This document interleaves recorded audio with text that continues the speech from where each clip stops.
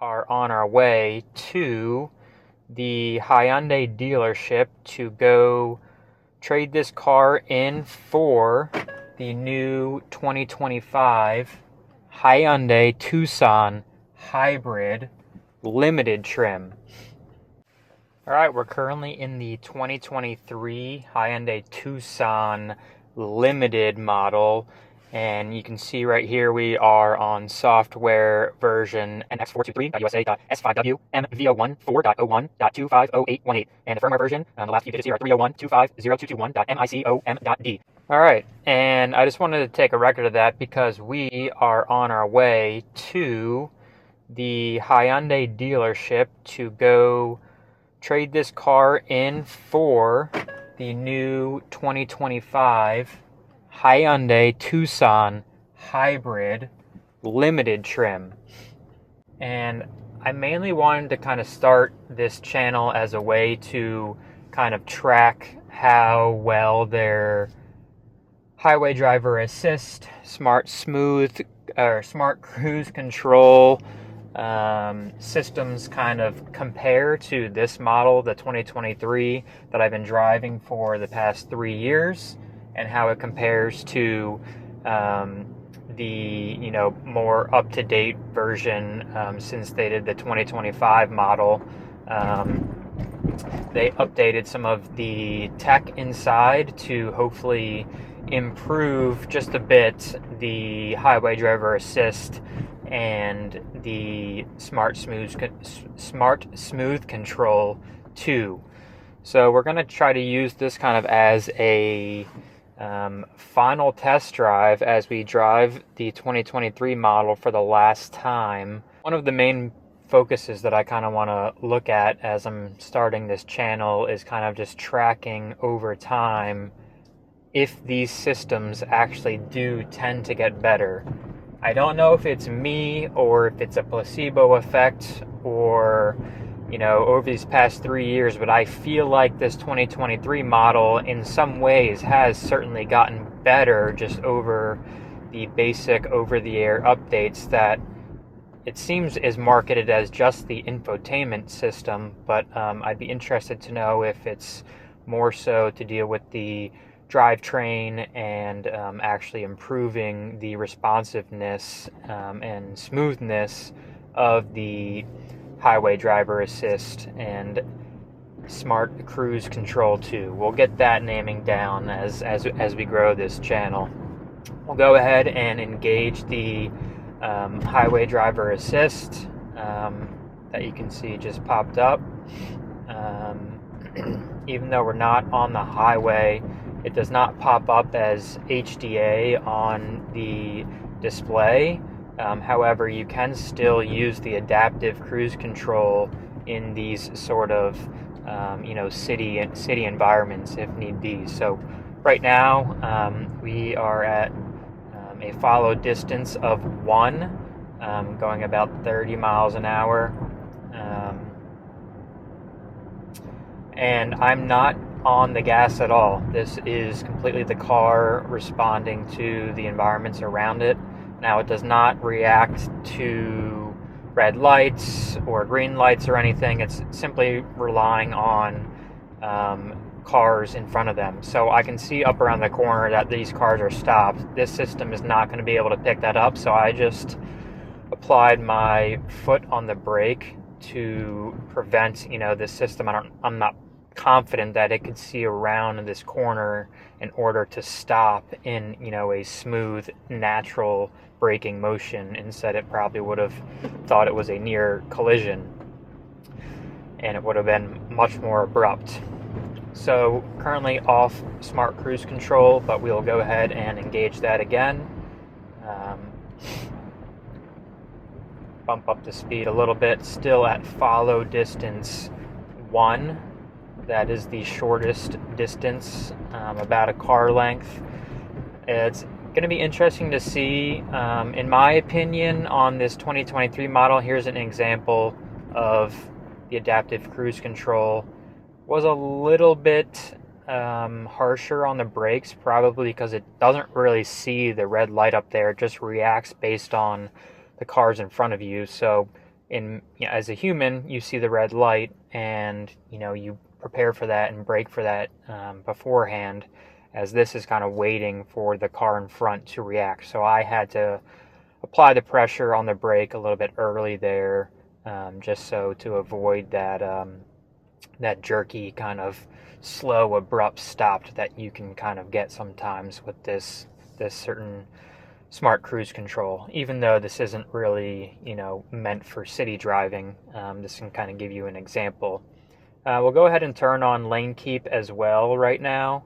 As you can see in the dash, the green steering wheel's on. In the city, it can be kind of iffy. Some of the lines are not too visible compared to the highway, so it doesn't react as well, and I don't rely on it as much, especially coming around certain sharp bends like this one right here. You can already see it actually already turned off as I'm banking into this turn, so maybe it knows it's not confident enough it can take these turns. Be interesting to see how that compares to the newer 2025 model.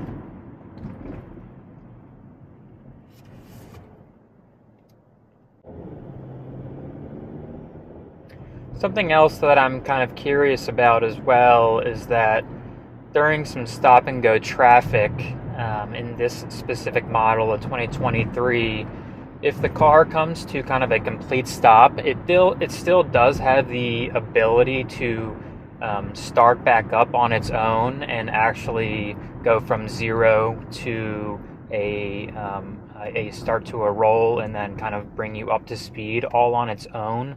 The only caveat to that, I would say, is that it's kind of pretty jerking motion. The best way I can kind of try and explain it is it kind of feels like it's just going from a dead brake, like full-on brake, to just right to the gas pedal, versus a more human natural approach to it would be a more human natural approach to going from 0 miles an hour to kind of getting up to on the plane, if you will, would be to actually have the brake compressed, and then when it's time to go, you release the brake, allow the car to kind of roll for half a second to a second, and then you begin the acceleration to kind of get a more smooth initial start to your acceleration, versus when you have it on smart cruise control and the adaptive cruise control, that kind of stop from 0 miles an hour to just 1 to 2 miles an hour. It feels like it's just going from immediate brake to immediate gas, and there's no kind of initial roll kind of that rolls into it. So it'll be interesting to see kind of if that is fixed in the 2025 model, and then specifically with the actual hybrid version as well, kind of hoping for a little bit more smoothness just specifically off the start. Now I know that with these hybrids and electric motors off the start, you do get a lot more torque and you do get a lot more responsiveness, so it'll be interesting to see kind of how that plays out in terms of is that going to create even more torque off the start, or since it's the electric battery, is there going to be an option in there where we can kind of slow that down and kind of almost ease into it?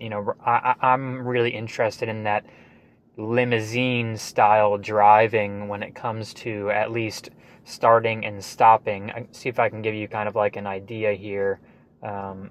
See if I can engage the I can't engage it while I'm stopped, but if I hit another red light while I'm driving, I'll initiate the smart cruise control to see if we can get an example of that kind of start from 0 and then initiate the little bit of G-forces that it may create.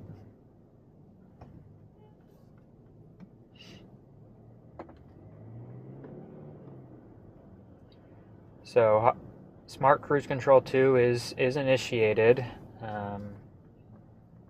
A little bit of traffic here, but we're going to see how it responds.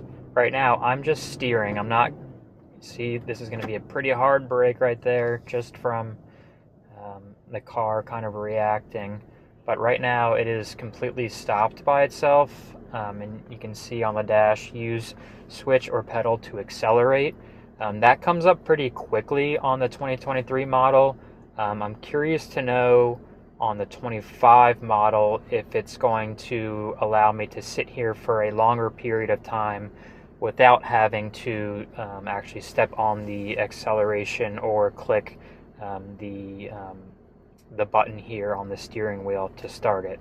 But this will hopefully give you an idea. It may be hard to capture on camera, but once I hit that switch button, right now it's ready to go, but it may come back up. Yep, already it's coming back up. But just to give you an idea of how quickly this may kind of start in terms of jerkiness from 0 and then getting up to kind of speed.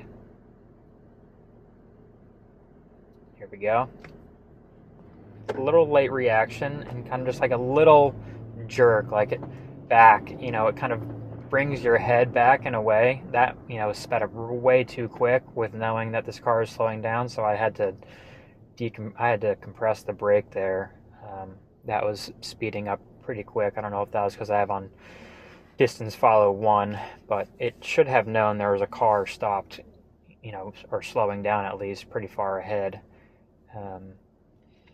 But yeah, so going back to that full stop to initial acceleration, may be hard to see on camera, but there is a little bit of, head jerk back, and, it taps the back of your seat, which, for me, as a human driver, I try to avoid that for one myself and for my passengers, just trying to be as smooth as possible, whether I'm going from 0 and getting up to speed, or even coming to a brake and trying to get that nice limousine smooth stop. I just prefer that nice comfortable ride. So we're just about to merge on to the highway here, so we can get some more final highway driver assist takes on this 2023 model, as this will be my last drive to go pick up the new 2025 model, the Tucson Hybrid Limited, which I'm super stoked for. So it looks like we do have a little bit of traffic, which may actually be helpful for our testing the highway driver assist. We'll go ahead and get over to this lane here, and we're going to reset our speed and highway driver assist. You can see the little HDA in green pop up. That means you are officially highway driver assist is engaged, as well as I have the lane keep engaged as well through, you can see that through the green steering wheel icon. So right now the car is doing everything by itself in terms of steering and controlling the adaptive cruise control, the speed itself. Right now I'm just keeping my hands on the wheel. This is quite a sharp turn right now, so I will probably have to take over. Yes, I'm going to take over right there. It was drifting kind of far, and you can see that it does. It did speed up a little bit. I also pressed the brake just because this is quite a tight turn. But that could have been on me for maybe just pushing that a little too far with the speed around this corner. So I'll go ahead and re-engage highway driver assist, trying to get back up to speed here.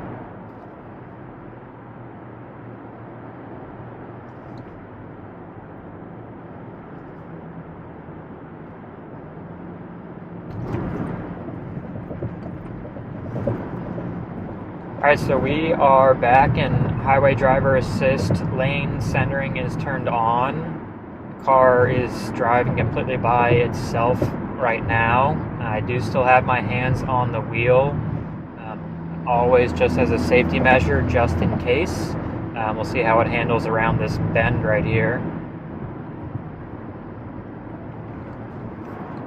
See, that was a little, it gets a little jumpy sometimes when you hit over some, bumps in the road, and that can kind of feel a little jarring, and that will make you want to definitely keep your hands on the steering wheel like I just did, because sometimes you just don't know. And unfortunately, with these highway driver assist currently, is that if it thinks it's gonna just fail, it doesn't really give you a warning. It kind of just turns off.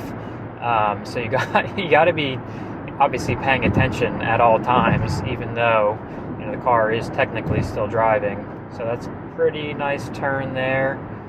That just did it all by itself. But yeah, you do still need to be careful and obviously paying attention to the road and how the car reacts. I kind of find these features as kind of nice to have. I'm going to go ahead and take over the steering wheel on this corner just because it sometimes gives me worry. So maybe in the future, on these newer models, we'll come up with some sort of values and scores and how we can kind of rate each drive that we take in terms of disengagements, either from the wheel or from having to decompress the brake. Like right here, I'm going to depress the brake. I think that's a user error. I'm going a little too quick. I'm going to switch lanes here.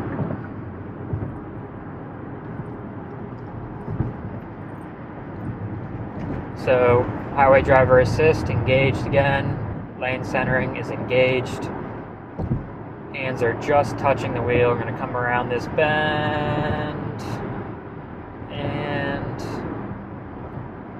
wow, that completed it completely perfectly. I was a little cautious on it, but I still went for it, and it did it completely fine. You can see we're following this car at what they consider a distance of one. It looks like maybe one and a half car lengths currently, and it's adapting to the actual speed of the car in front of me. I have the speed set for 54, and it's currently driving at 51, just adapting to how fast the car in front of me is going. And I think, as is, this is already a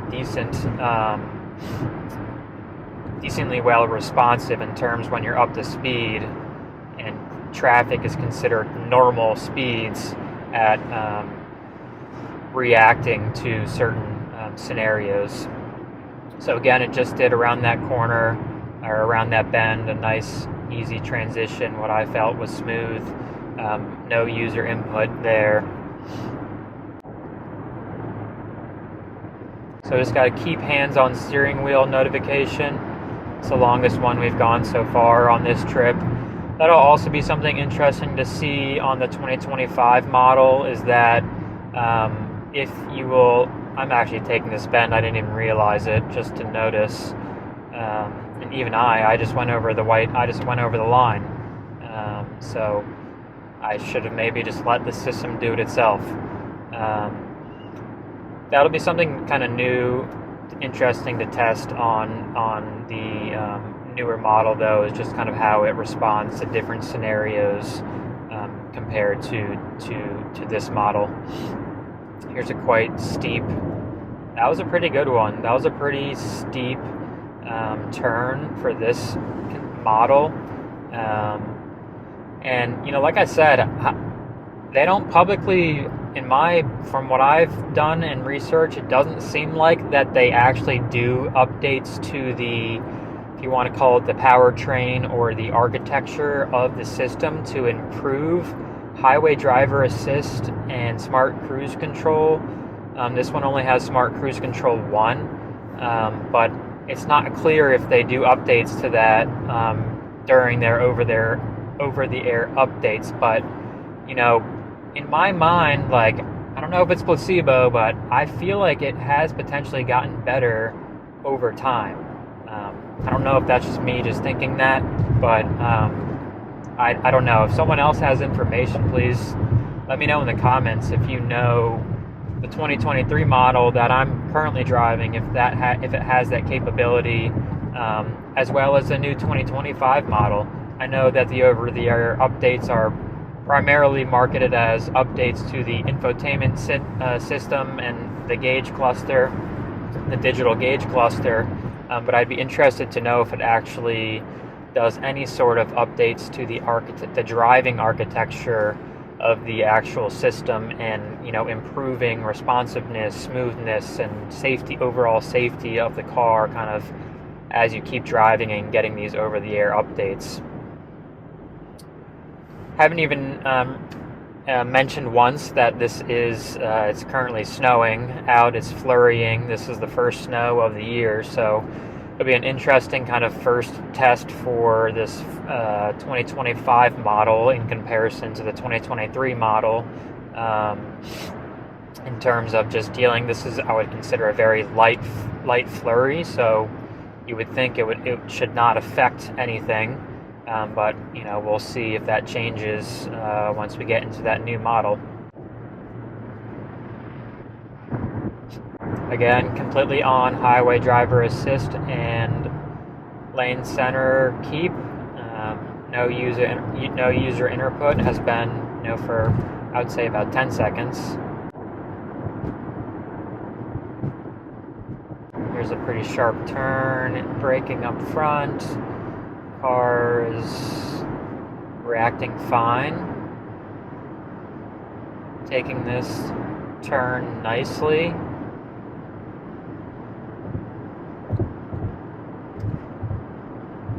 That was great, 100% I would say. No user input on the steering wheel, and there's our first keep hands on steering wheel. Even after that long, wide turn, I thought I would definitely get a warning, but I didn't. I don't know, it seems different, and it doesn't seem very consistent when you get that warning on this 2023 model.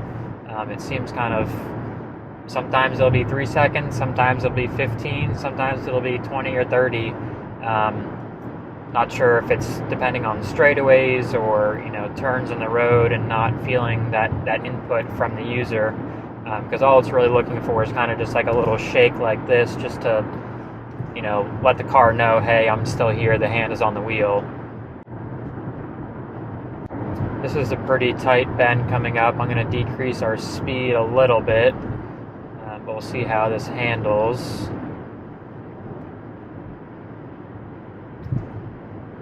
And yeah, it went over the white line, so I had to disengage there. I also need to get over here.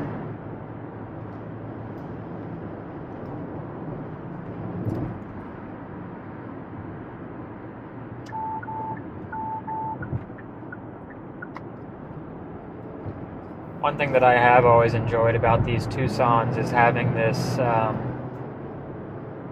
additional blind spot camera that pops up in the digital gauge cluster.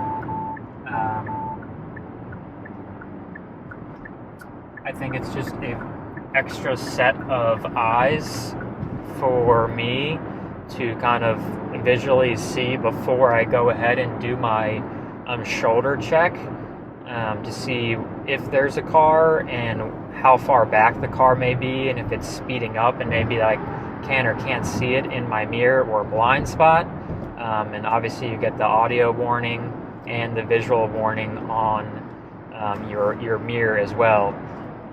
Now I'm curious to also see your blind spot warning in the 2025 model. I've heard that it does now show up in the heads-up display as well. So if that's the case, then I think that's almost even better than, or kind of in addition to, it's great to have the blind spot camera pop up in the dash, but as well as the the heads-up display. Your eyes are already on the road, and if it's just right there, in my mind, that's much quicker to see than having to look, even just a quick glaze down at your digital gauge cluster.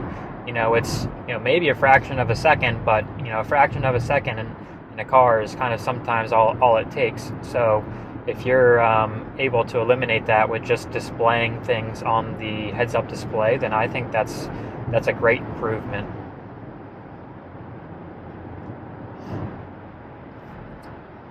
Go ahead and initiate highway driver assist again, even though we are getting off pretty soon here.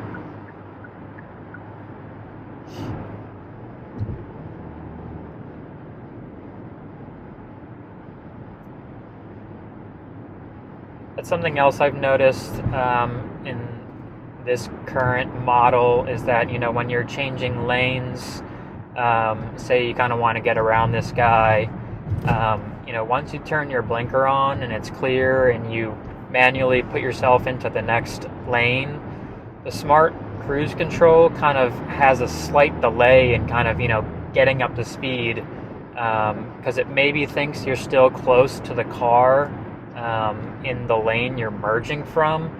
But when I'm looking to merge lanes, specifically when you're going into the passing lane, I want the accelerator to be kind of hit a little bit so I'm gaining speed and able to get up around, especially if I'm trying to move into traffic and keep up with traffic, so I'm not causing anyone behind me to have to brake and then, later causing traffic down the road behind me. So I would like to see, hopefully, with this additional torque, I don't know if it'd be with the hybrid or not at higher speeds, but I would like to see an improvement kind of on the actual kind of, once you're changing lanes, like getting up to speed a lot quicker.